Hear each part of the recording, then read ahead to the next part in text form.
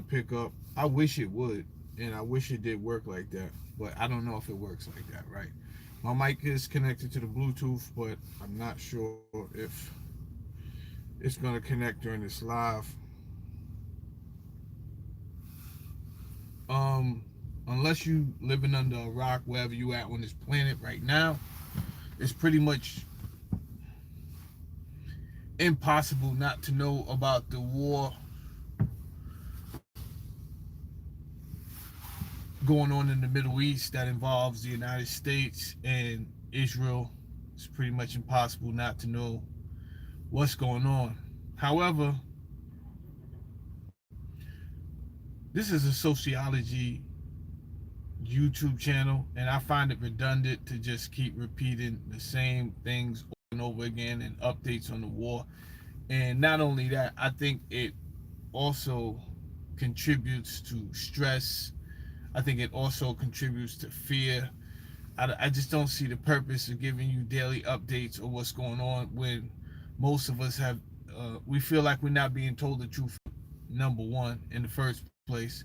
Number two, if this is a functioning,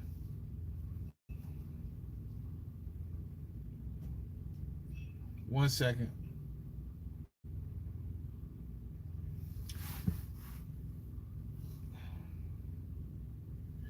if this is a functioning government, ideally we would like to follow the laws and ordinances and just the due processes of how this whole society is supposed to run here in this place that they call North America. So since the president have circumvented going before Congress to get us involved in this war, and it appears the reasoning behind that is because we got involved because Israel was going to do it anyway. According to Ted Cruz. According to Ted Cruz. Uncle Andy, what's good with you, bro? What's good?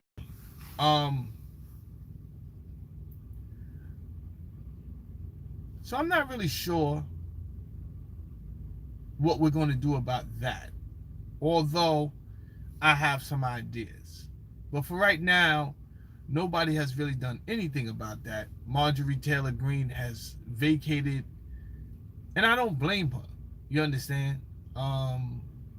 Thomas Massey's holding on. It's hard for me to say salute to people because it seems like once a politician shows you any type, he gives you any type of indication, he or she gives you any type of indication that they are a human being, that they understand what you understand, it seems like they just do something topsy-turvy and just go bonkers, right? And we've seen this with Barry Sanders. It seemed like for the longest he was talking the right talk, and then at the very end, I don't know what they had on him. I don't know why politicians do that. Let me take a time out for a second to talk to Uncle Andy. Uncle Andy, do you think this mic is picking up this mic or the mic from my phone? If you had to be able to tell, like if I tap that, is it gonna make a noise? If it's not really making noise, I could take the headset off, and we could finish the show. I could finish the show without this, because if this is not helping, I don't want it. I don't want to leave it on. So what do you think, in your opinion? It's not making any noise. All right, so we could just take this off. Let me disconnect from this actually.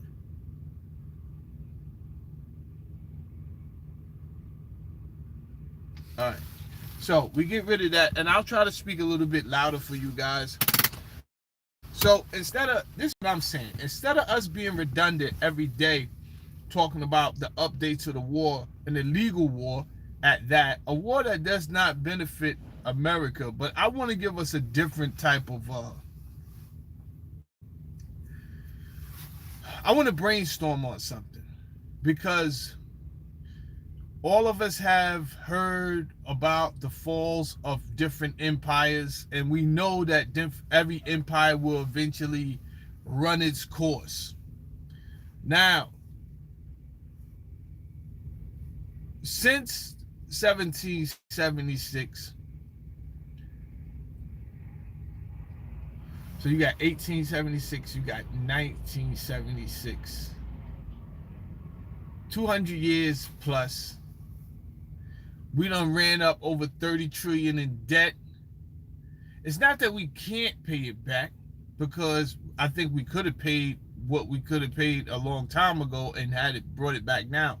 But the way our economic system is set up and the people that are involved, they would not allow that to happen.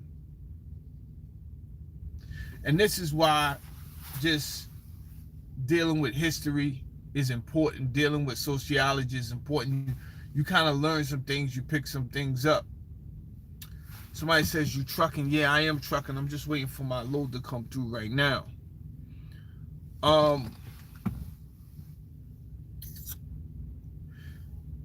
So my thought was this: what if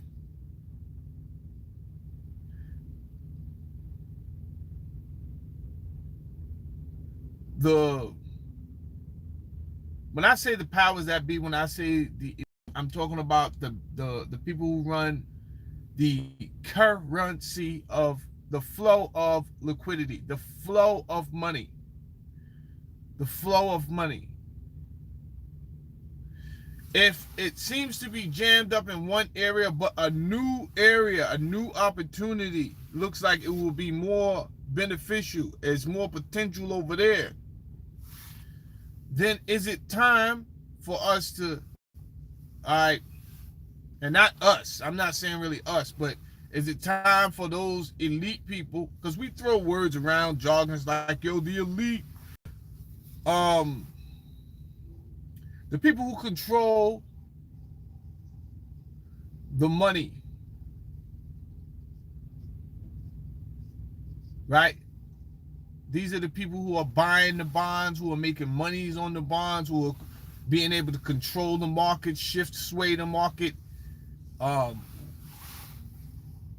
way more control of shifting the market than you and I individuals, right? I do think us together, we have some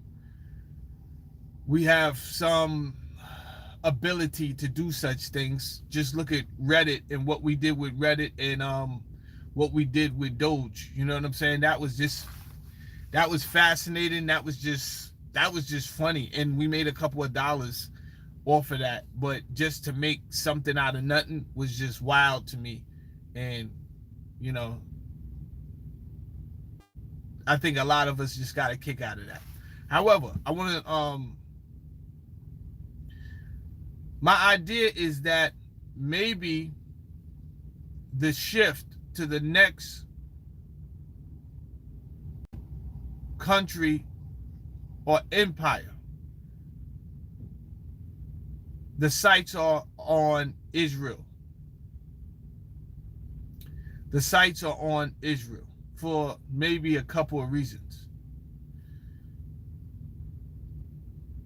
But I think the idea of America, especially the American dream from 200 years ago, can we still say, yo, that same American dream is here? The American dream 200 years ago was, hey, you could come here, you'll get in land, you could do what you want on that land, you could make some of yourself if you work. That opportunity was not given to everybody. Women had little rights at the time. The indigenous people were displaced, and the African American had no rights. So therefore, this promise was pretty much for white males.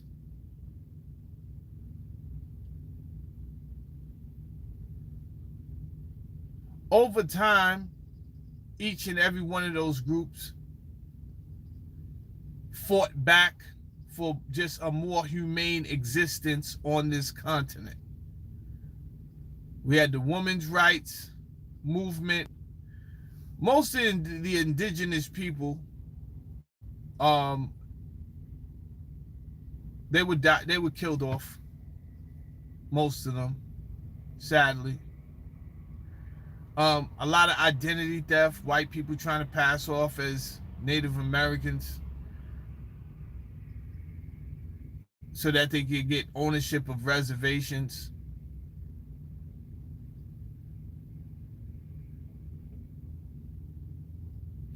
However, over time, the opportunity did open up. But did it open up when everything was exhausted already? That's a good question in my example, in my mind, right? Yes, eventually, black men could own land. It's like hearing about something that's making money, a stock that's making money, this, that, and the third. They could have been told you about it, but you don't hear about it until late in his existence. Time you get in, you make a couple dollars and it's cut off short. Meanwhile, these people made millions. And then the argument is, well, you had the same opportunity as everybody else. I guess at what point? It doesn't matter. Let's not make excuses. You had the same opportunity as I. You know, a lot of semantics, word semantics. This frustrates a lot of people because people are like, nah, that's not how it was, bro. So my question is now, and I have a lot on my mind. I definitely want to go into the central banks, the Federal Reserve. I want to go into those topics. And I'm in the truck today. So FYI, tomorrow and the next day, I will be going over 2 topics. So I don't know how many shows we're going to do, whether we do 4 shows, 2 shows, whatever, but I'm just telling you the topic straight up from now. We still going to talk, we may go into it today, but we're still going to talk about the central banking system in the next 2 days. We'll talk about it in depth. We're going to talk about religion. We're going to talk about words that was said in the Bible that they said Jesus said, but we're going to get into the etymology of those words and how those words did not mean how they was presented to the members of that religion.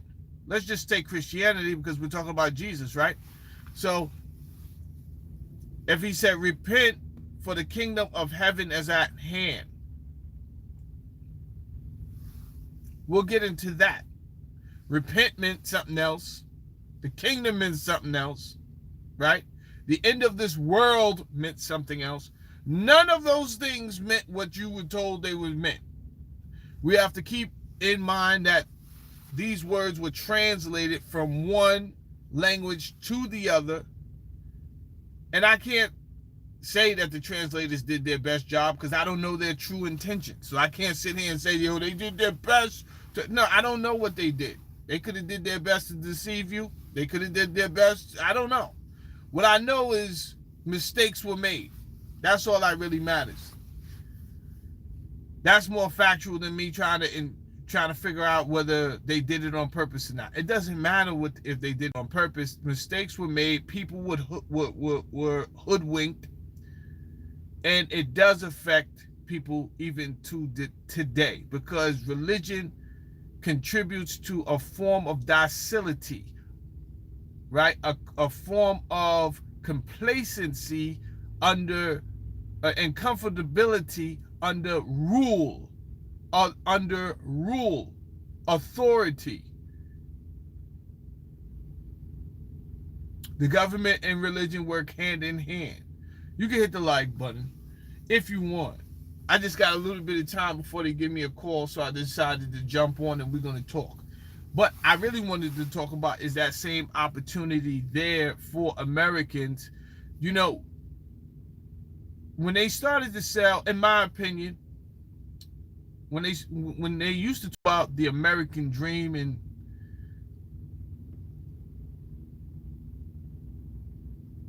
the pursuit of happiness, prosperity, um, man having natural rights. It's funny because the white man brought all of this shit up when it was his time to separate from Great Britain. He brought up all these facts. It don't play out so well for everybody else. As you can see, I've been playing the Moorish videos. They've been shutting them down left and right. So my thing is this, you can sit there till you blue in the face and you can say what should happen if people weren't hypocrites. But the fact that we know we are dealing with hypocrites, I don't know why you would try the same thing over and over again and expect a different result, because in fact they call that insanity. So you were just an insane person to keep on trying this and losing the fight. At some point you have to come to terms of what you are dealing with. You are dealing with what they say it is, and then you are dealing with it actually is. And that, I think you need to come to grips with. A lot of people struggle because they want to hold on to the idea of the old America. And if they admit that it is not what it is, then they feel like they are treasonous, right? They feel like they are not patriotic enough. I think the idea of patriotism kills some people as human beings and as citizens, because they don't even have the strength, mental capacity, spiritual capacity to push back. They don't know what to do once they are so committed to patriotism, and then the same ones who we have elected, who they put in charge, who are not really in charge, but they put as the face of being in charge. When you start to see those people do something that is contradictory to being a patriot, there's a cognitive dissonance there with a lot of people. They don't know what to do. They're like, yo, I see the American flag and I see soldiers saluting, but this is not congruent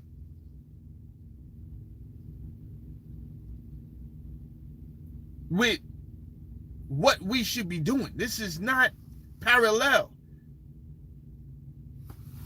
They're playing in your face. They're playing in your face. They will use the symbols of the military, of the mighty military. They will say all the correct words, the key words. Yo, we have the greatest military. We should be proud, this, that, and the third. But then they use the military for something that is totally against making America great again.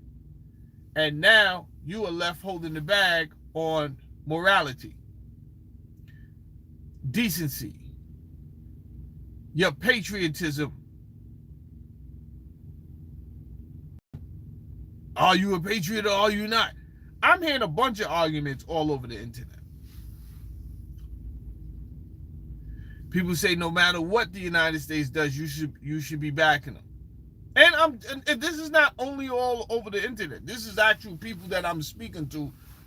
I speak to a bunch of different people because I'm a sociologist. So I don't just speak to ghetto people from the hood. I think that's one of my strong suits. I'm able to weave in and out of a lot of different places. Whereas I may have took that for granted until I got to the internet and realized how many people cannot do that. They do not have the ability to go into different rooms and morph into somebody else. I think I underestimated myself there.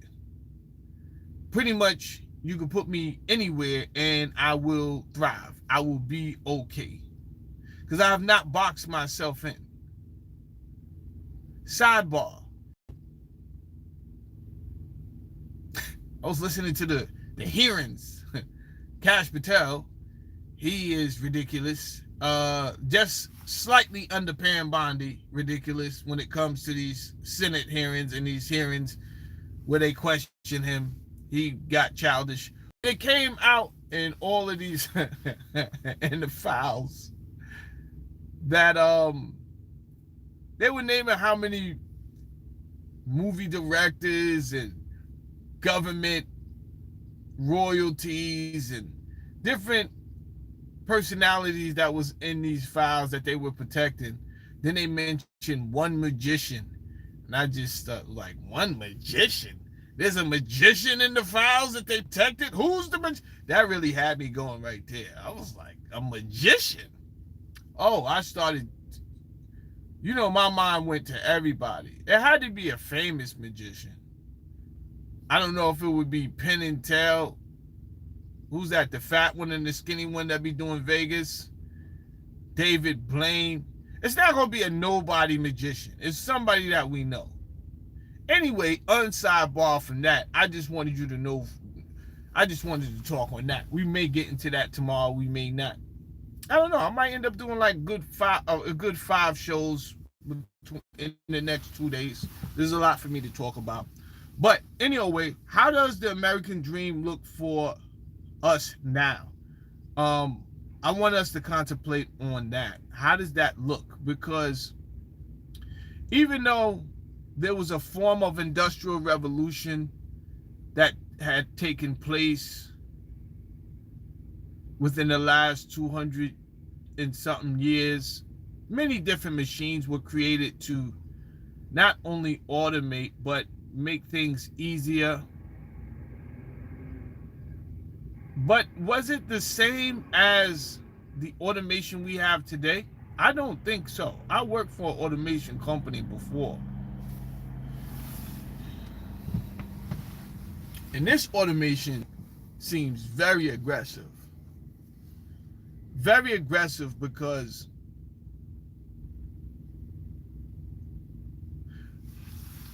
of this. We have moved from, in the last 200 and something years, we moved from independent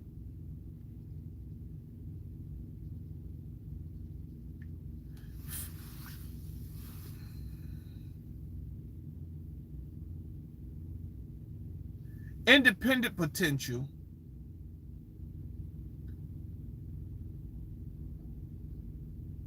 to systems that were created to run and control these individuals.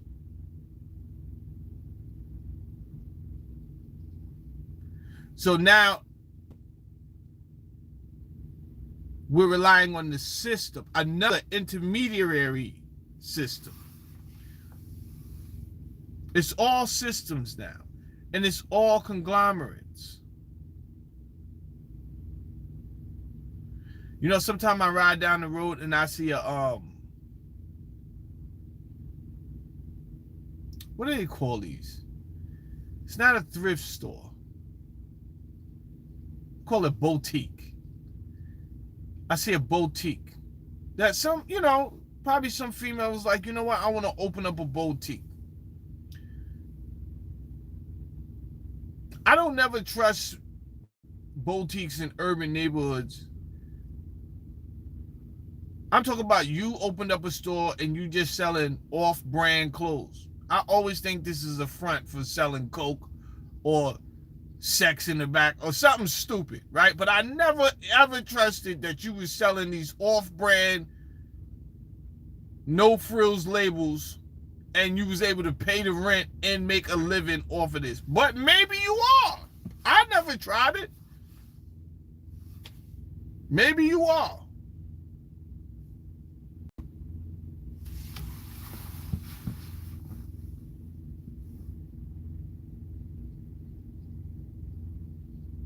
Imagine today you being able to just open up a store that sells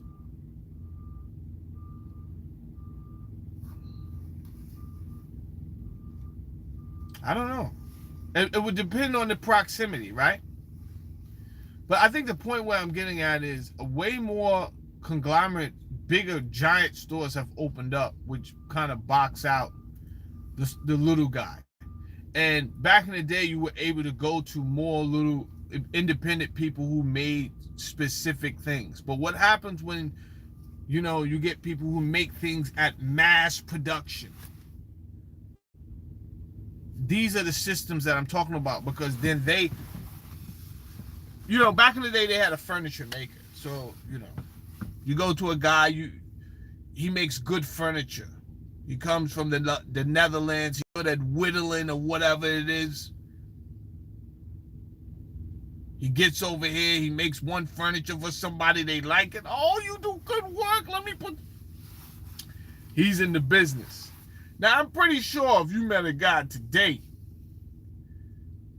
you may like his work and actually buy from him. But will he have enough to sustain? That's the big question. Will he have enough to sustain to compete?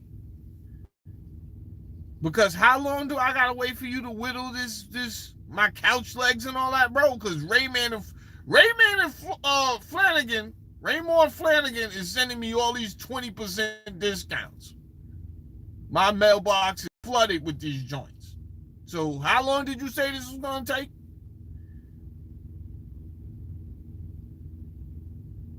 He's like, I got back orders. I could get you fitted in 3 months. 3 months? Bro, I got company coming over. You are wildin'. 3 months. I can't do 3 months.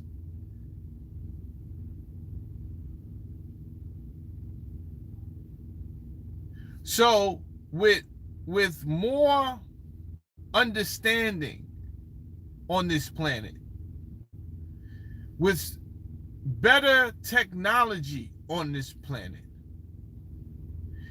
this does erode something. It gets rid of something. So as it's getting rid of something, it is, for every action there is a reaction. So we don't know what it's going to affect yet and how it's going to affect it. But guess what? We also don't have any other choice but to deal with the repercussions of dynamic change. We don't have any other choice. What is your options? We have to deal with evolution and adapting to that evolution. That's just what we have to do. There's no doubt about it.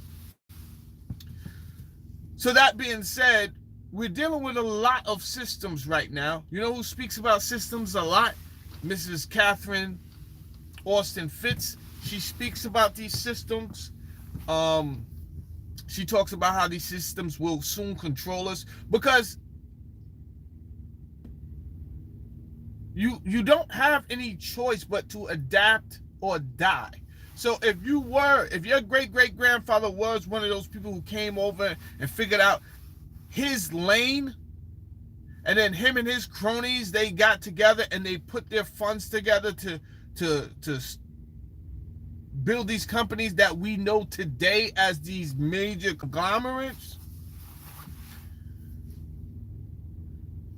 you can't blame them, because they had no choice but to do that or die. That's just it. That they had to do that or they would be forced out.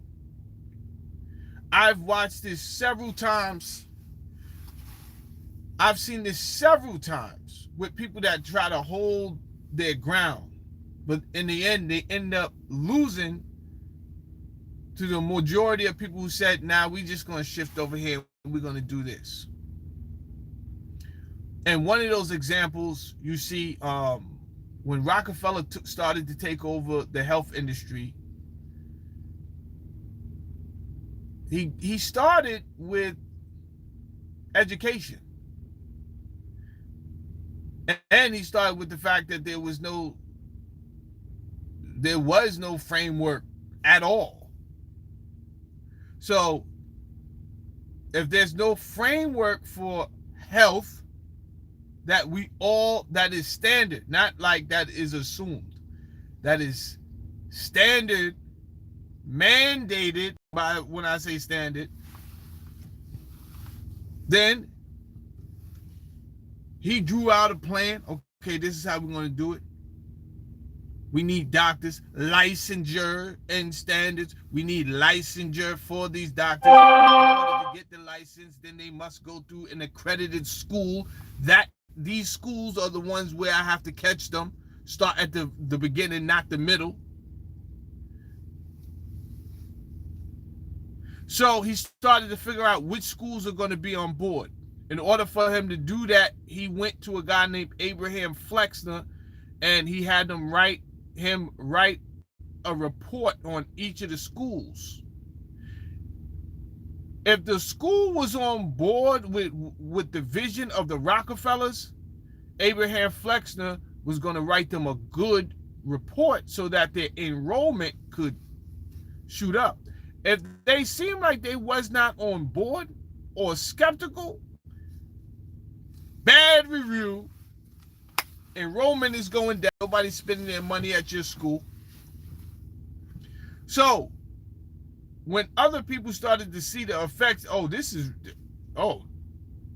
that works, then they just jumped right on board, because it was like, nah, I don't want no beef. I'd rather work with you than die off like the rest of these schools. One of the main schools and universities that they used in the beginning and still to this day was Johns Hopkins University.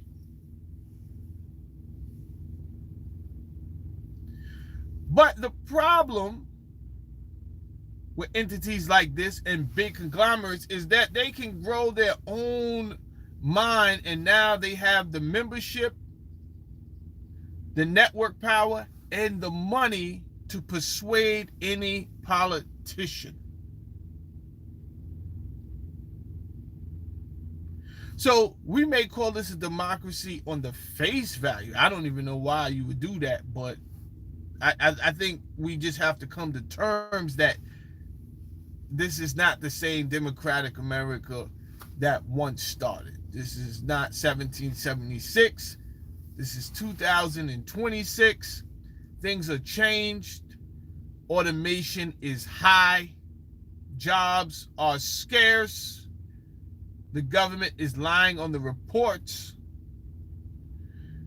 And I don't say those things to scare you. I just say, where does that leave us when regarding the American dream? You know, it's easy for the grandparents and parents to talk about the American dream, and you know, when I was this age, I had this already. But you know, I'm not going to say that the younger generations didn't slack off a little bit. They did. They slacked off a lot. However, it is I don't think it's easier to get the land. The land, in my opinion, costs more, even if you consider the value exchange from that time period to now. I don't know why we create these bubbles. And a lot of these bubbles are ridiculous. Apartment bubbles are nuts. Apartment bubbles don't make sense to me, because I'm like, why are you going up on apartments and people can't find jobs? Like they're complaining. But what would drive an apartment bubble? Maybe the job report saying that, yo, there's all these jobs. So to find out that the job report was lying, and the job report comes from the government. So to find out you was lying about the job report is crazy, because now it's making these people think that, yo, there's really jobs out here for these people. But then the other bubble is the wage bubble. This one it gets nasty, right? Because I spoke earlier about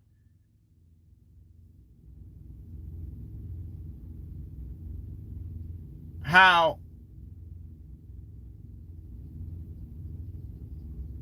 earlier the Native American was displaced, women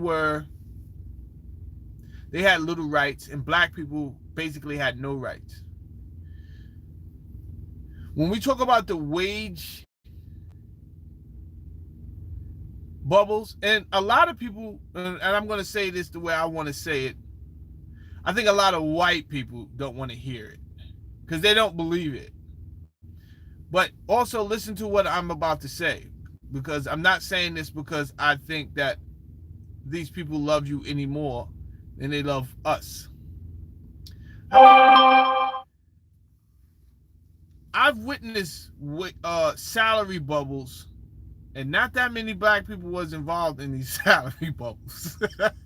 And they were still on the low totem pole. And I was perplexed. I was perplexed that people could make such amounts of money, salary. And then some people are still making what people made 30, 40 years ago as a decent salary.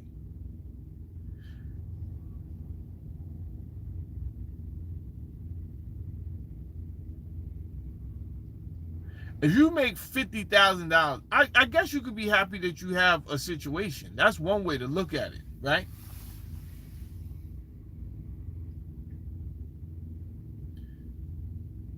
Then you realize somebody else is out here, and not somebody else, a few people is out here making $1.90. Well, obviously your first question should be, yo, how do I make $1.90? That should be your first question.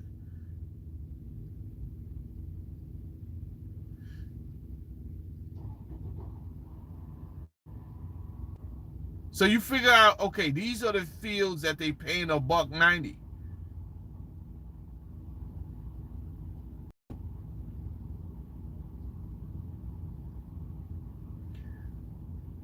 Then when you get over there as a black man,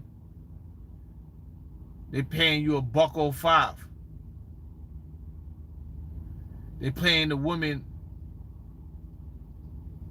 depends. White woman, they paying her $1.15.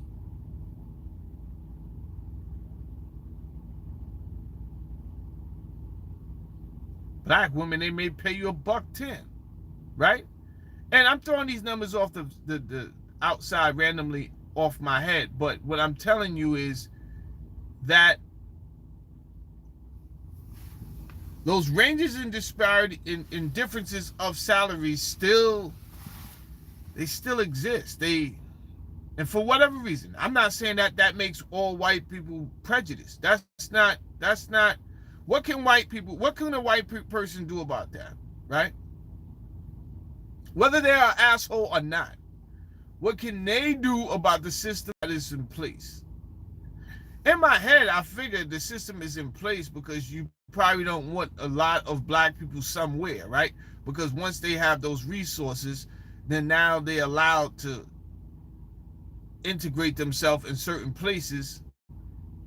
And you really want to keep them out. So it is best that we keep you limited so that we can just everybody can have their space.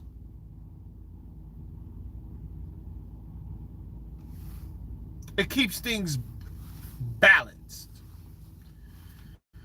This is why I don't believe in political correctness, and I will never be a politically correct person. Because if I was a part of the politically correct community, I would not be able to talk where it just resonates with certain people and it just hits right on the head. I got to figure out all these fancy fucking words. I don't want to figure all of that out. This is why it's like this, Jack.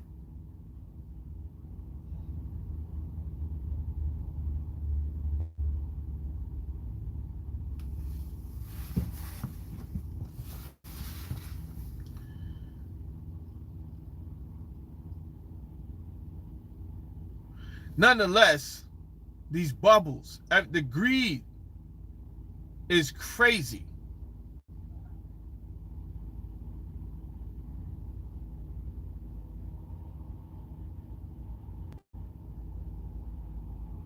Sidebar, they put my boy with a driver. he must have been breaking the rules. If you break the rules within like 30 days,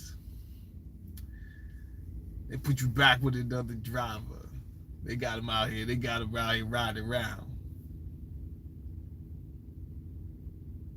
It happens. Cool Jamaican cat. But we get stuck in our ways. The road is a... Yo, you can't play around with the road, man. Can't play around with the road. But you know what'll piss you off with driving with these newer vehicles? You can't be like within 200 feet of another car. Otherwise, it's going to tell the people like, yo, you driving too close. You like, yo, I'm not driving close at all. You driving too close. Speed. You got to watch speed. And that's pretty much it. If you watch your speed. So, my thing is this. I'm not in a rush. You told me where I need to be. I don't need to be there for another 8, 10 hours, whatever the case is. I'll be there. Why am I rushing? Unsidebar. Uh-oh, we got some work. We got some work. Let me see where I'm going.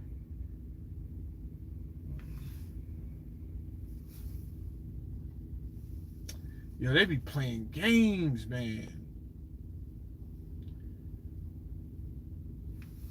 It don't matter.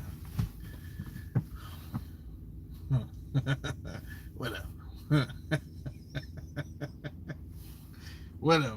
Let me finish this conversation with y'all.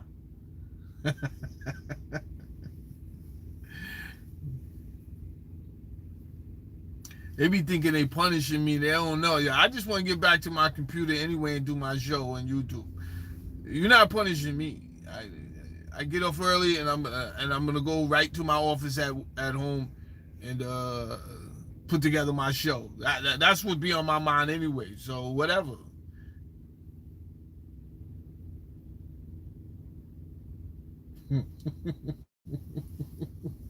I'm laughing because they upset.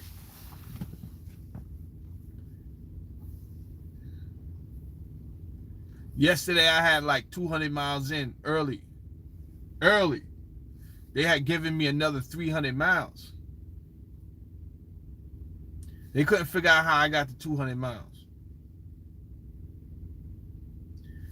They said, what time do you start? I said, 8 o'clock. They said, oh. I said, yo, where's the job you gave me? Oh, we gave that away. I said, why you give it away for? Oh, we tried to reach you on the tablet. Yo, bro, so suppose I'm not on the tablet. Did you call my phone? Nah, we tried to reach you on the tablet. So I was supposed to sit there for 4 hours waiting, just staring at the tablet? I say, yo, bro, I got out. I'm not nowhere near that tablet. Why would you just move that? He didn't really have a good reason. I said, yo, whatever job you gave me, take it off. I don't want that job. I don't want that job. Take it off. I was going to Newark or somewhere. Take it off, bro. He got upset. He gave me somewhere going 20 miles away. I don't care.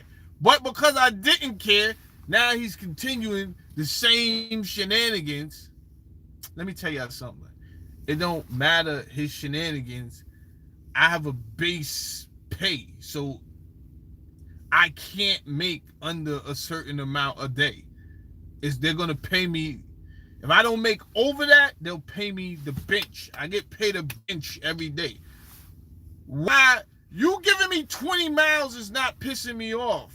It's gonna piss off corporate headquarters because they still have to pay me a benchmark every day, jackass. So the only thing you did is make me happy because now I have equivalent of 50 miles for today and I go home. What do I care? What do I care? I don't care, bro. At all. You still have to pay me the base. And it's my Friday. Why would I care?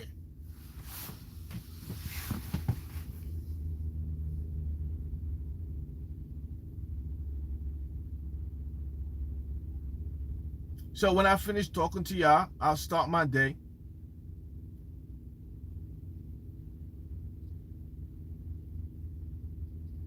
Knock out these 50 miles. And they bugging if they think I'm gonna put myself back on the list for more. For what? Whoop! Off duty, suckers. You was playing the games, and that's the problem with conglomerates and all this other stuff. Once they start playing funny money games and all that, but I can tell you this, they definitely playing with the wrong one. You don't want to play with me like that. Some people read the guidebook and some people don't. You don't want to play with me like that because I'll be reading the guidebooks and I will bring it. I done made a couple of companies mad already because I read the goddamn guidebook and they didn't think I read it. Keep playing. You be all right. It be working out in my favor. I don't know about this.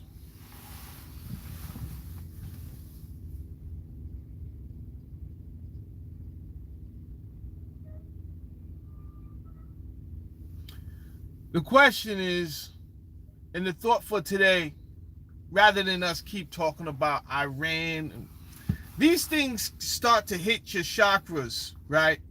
And all of this is on purpose. Don't think for 1 second all of this fear mongering and negative talk. I don't watch the news, so I'm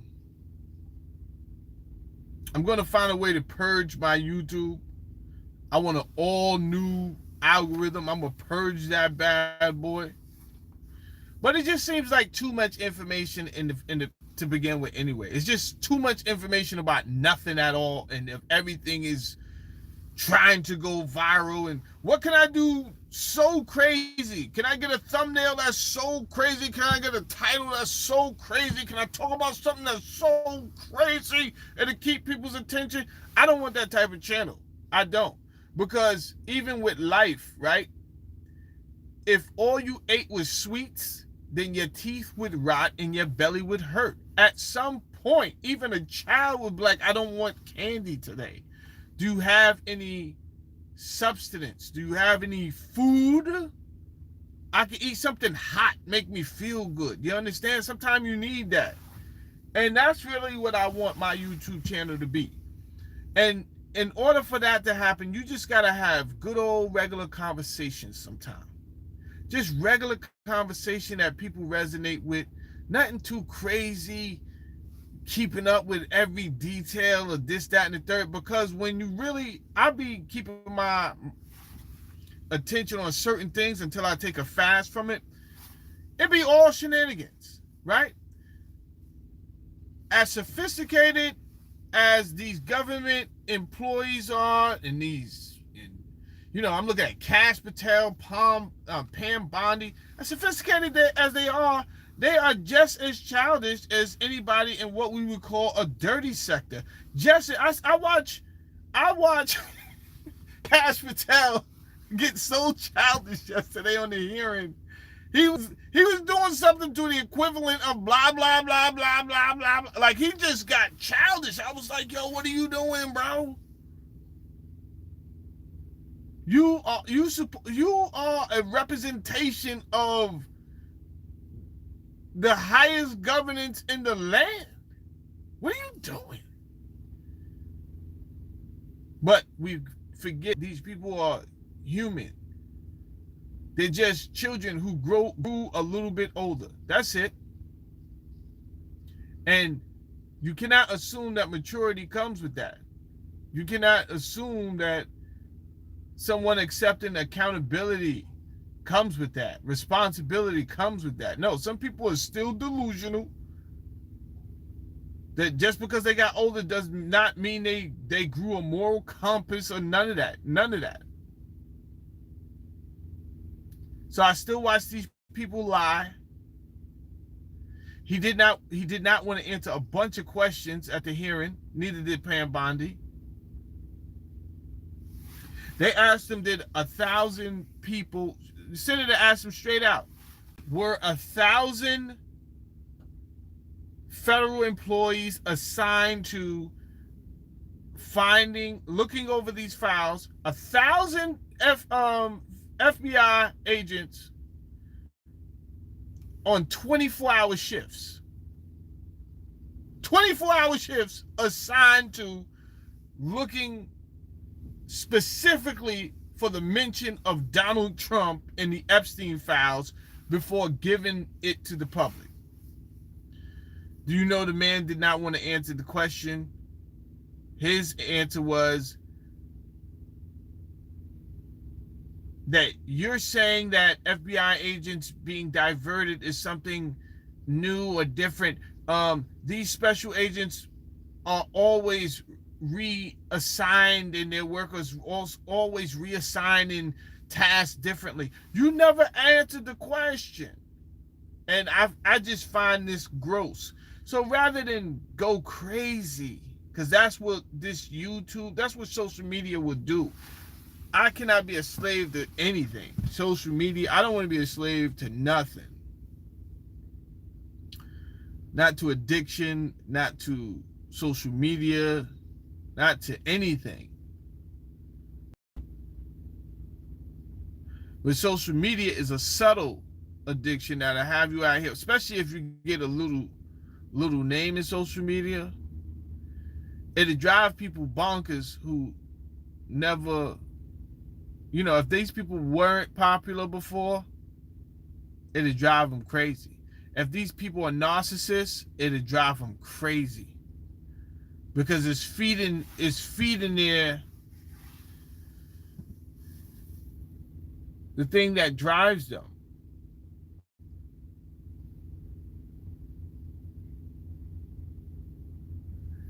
When I think of my YouTube channel, I think of J. Cole. J. Cole took time to build his career.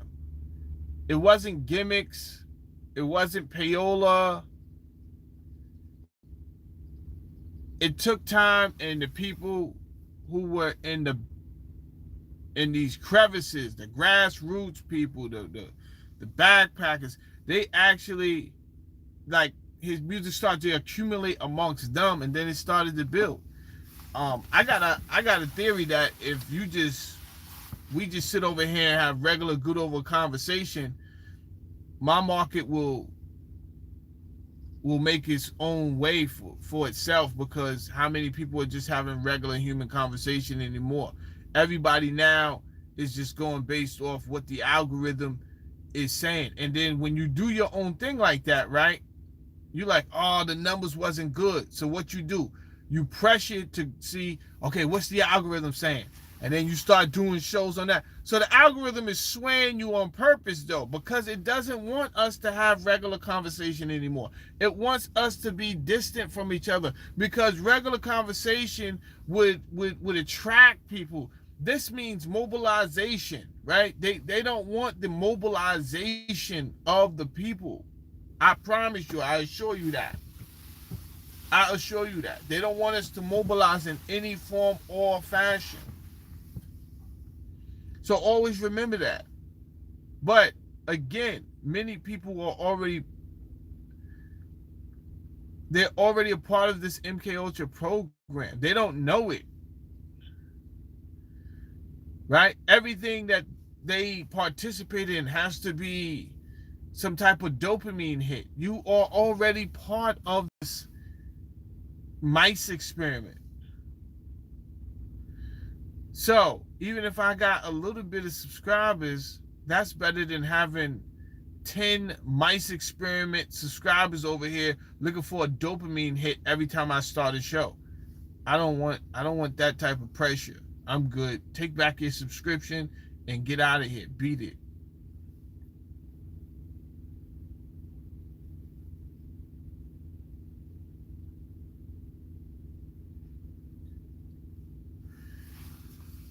Now, this was a little conversation for you and I, right? I'm born in the late 70s. My question really is, simple and plain, does the American dream have the same effect as it did? Oh, I never plugged this in. Guess I didn't. Hold on. There we go. Does it still have the same effect? Does it still have the same potential, possibilities? And my answer has to be yes, but not for all. Yes, but not for all. It cannot be for all. It cannot even be for the same amount of people. So it will have, you can still do your thing in this here America. Wherever you see possibility, you have to strike while the iron is hot. And that's what a lot of people are doing. Even I was willing to work with what they call the dirty sector, because that's what they was doing, right? What do they really have if they spent their whole life being a negative person in and out of jail? Then you're going to have to turn that, either that story or that energy, into some type of currency, right? Some type of capital. It is possible. You could do it. And that's, but what I was trying to get them to do was own their toxicity legally. Because, and this is the part of business that we didn't understand. A lot of us, we see a reaction and we figure that's business. Somebody gave me money for my reaction. They did not consider whose stage was I on. So the way my brain works thinks is like, yeah, when you did that, you was on a stage. You was looking at the tickets person, the person who came to deliver the money to you, right? So an usher came and put money in your hand on the 21st of every month, and you said, wow, I acted a fool last month and I got this. I got a business. And I just wanted to open your eyes, and I said, okay, slow down. Slow way down. Who delivered that money to you? Who do they work for? Who owns the building that you're in, right? Now, this is all allegory because you're saying YouTube has no building, but YouTube still got an owner.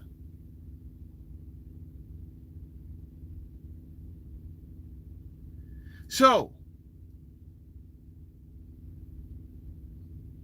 what if they moved you from 125th Street to 116?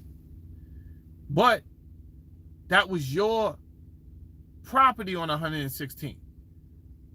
So they kicked you. So you leave 125th to go that where somebody controls the rent. They control all the negotiations, and you go somewhere where you can control all the negotiations, right? And I just think that we haven't done enough sitting down and saying, well, how does this business work? And I know we haven't, because we still haven't figured out the music business. We're just now figuring out the music business. Now that the music business is over, it will jump itself. It will restart. Once everything is digital, it will restart. But for now, it's pretty much in shambles, and this is why you have music artists doing podcasts. But we also didn't figure out how the music industry works. We didn't do that until it was too late, and then we're like, yo, we're into 360 deals. Well, let me tell you something. We didn't control distribution. This is why Prince was such a threat. Right? Prince and Michael Jackson tried to warn y'all. Y'all didn't listen. They're dead. They want us to believe that these were just random deaths, whatever. Right? Now the new musical artist is the YouTuber. He's not thinking, because he thought he couldn't do it. Yo, how does this work so that I can own my own distribution? How do you get paid, YouTube? People give you money for advertisers? Could I do that? Why would they give you money for advertisers? Because YouTube went to these people and they said, listen, this is how many people we got watching. It's about data. It's about data. YouTube went to them and said, this is how much money people we got watching in this one area over here alone every month. How much would you pay us to get your product in front of these people per month, per week?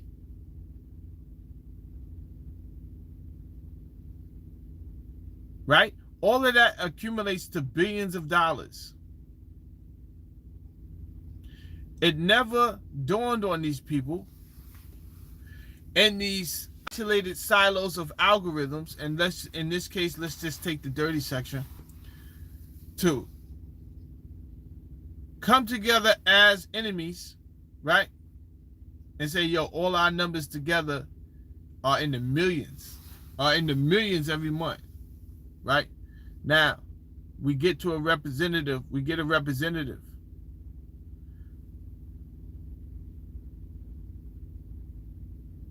The representative is not hard to get.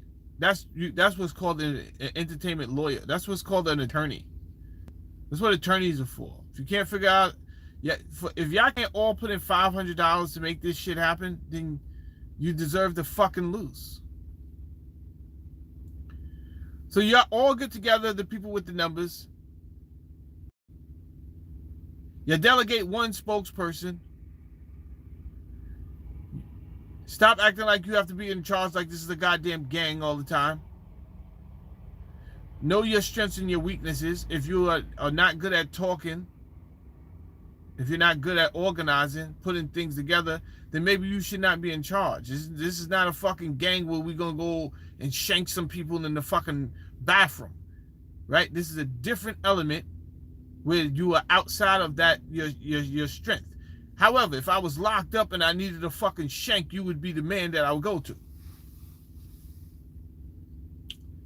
If we are, in fact, in the free world, I don't need a shank right now. What I need is an attorney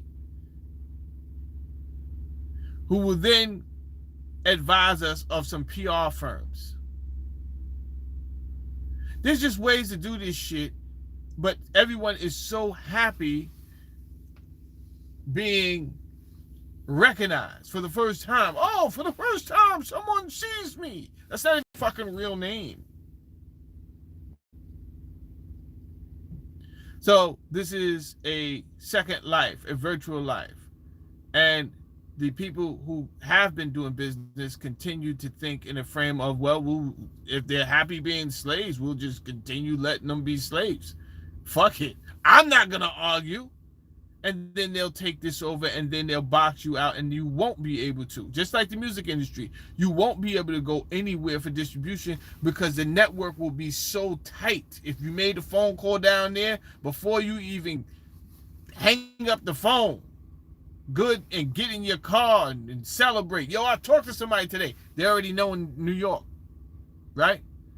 I'm talking about fast, Jack. That shit happened in New York. They already know in LA. Shit happened in LA. They already know in New York, Dallas.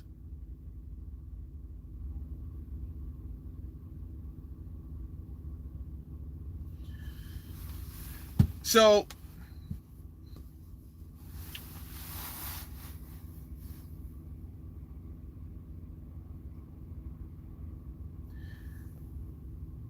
America, what does it mean to you? Does it mean buying a house, getting some land? What is the American dream? For you though, because it's going to be, I guarantee you it's going to be different for everybody. But is it still possible? Is the real question. Don't pay too much attention to that 50-year mortgage. You can put down whatever you want a month. Will you be able to earn that in America? It doesn't have to be a 50-year mortgage. Who the fuck said it had to be? You don't have to pay a 50-year mortgage. You could turn that shit into something else. Can you pay it? Do you have the means to earn money, to make money legally in the United States and pay that?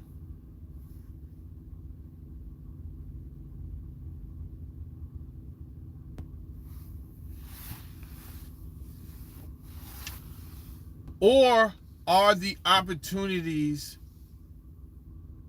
shrinking up right before our eyes, which is going to ultimately create another system of living for the majority of people on this North American continent? I already have the answer, but I want to hear your thoughts on it. Listen, I might go on tonight since I'm not apparently working that long today. And then maybe we can talk about that. I do see people in the comment section. However, because of the sun glare, I can't read your comment. So shout out. I do see somebody said Winter. So Winter's obviously in the building. That's probably Uncle Andy that's shouting them out. But as far as the other words, I can't see what's going on. So I appreciate everybody for coming over. Let's just having regular, decent conversations, right? Is it better to have your own business in this climate?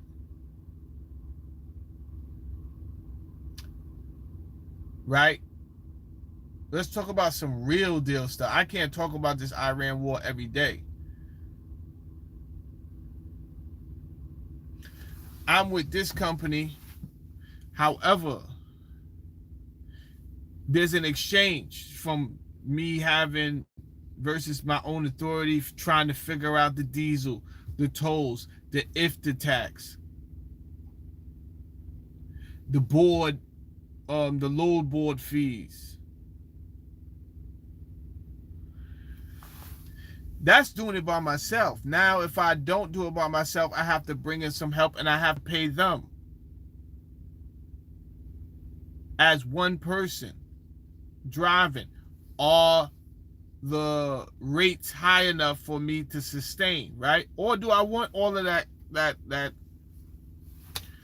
confusion and just come to a company and let them take the bulk of all that responsibility? They pay me a decent salary and I just go home and mind my business after that, right?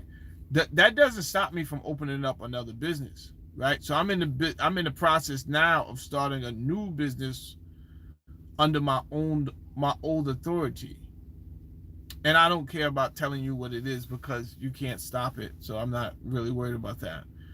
But it is a carrier business. Now there's two carrier businesses that you can get involved in. One is a medical carrier business. Under some consultation, my authority allows me to kind of like easily merge into, because I need an MC number anyway to do what I'm considering doing, and I already have an MC number. So under some consultation, it was like, you are actually in a good position to just do this. So it's usually just figuring out the insurance, the vehicles, this, that, and the third. So I'm in the process of doing that now, but I'm not going to give up this because this allows me to just be comfortable and not worry about anything. But I'm doing that so that could be supplementary. You know, that could get us, me and my family, to that point of what the American dream means to us if we're not going to leave America. And right now, that is not in the plans, although the topic of Ghana has come up several times. So I do think I will be trying to make my way to Ghana in the next year and a half. I hope it's earlier than that, but the bottom line is I need to get to Ghana. I need to get to Ghana and find out what's going on in Ghana. I have to. But nonetheless, there's still opportunity here, right? And I'm just saying what I'm involved in. I talk to other people all the time. I call my boy, East New York. Yo, what's popping out there? He like, yo, I just got a tow truck. That's what's up. Salute. You understand? So everyone has different, there's still opportunity here in America.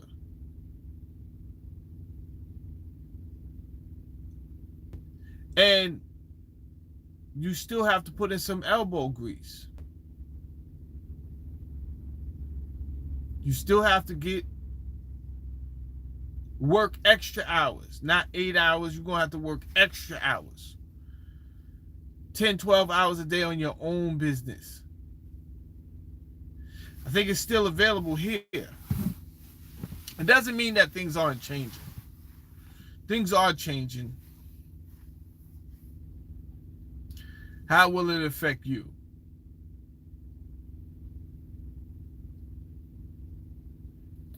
All in all, I didn't want to get so wrapped up in Iran talk and wars in Israel. No, it's obvious what they're trying to do on a macro level, but we need to still have conversations on a micro level so that we could see the bridge between the two. See the bridge between the two. That's important. What if we just getting delusioned about what's happening on a micro level, we lose sight of the opportunity that's right there in front of our face. And I decided I don't think I'm gonna follow the model that was put out before me. And it's more difficult, I'm not gonna lie to you, because it's way easier for me to put something in the title that I know the algorithm is going to jumpstart it. But then when I look back at my videos, I'm like, yo, this is not even what my freaking channel is about, right? That's because I've been putting in stuff that I know where the algorithm is going to get me thousands of views a day.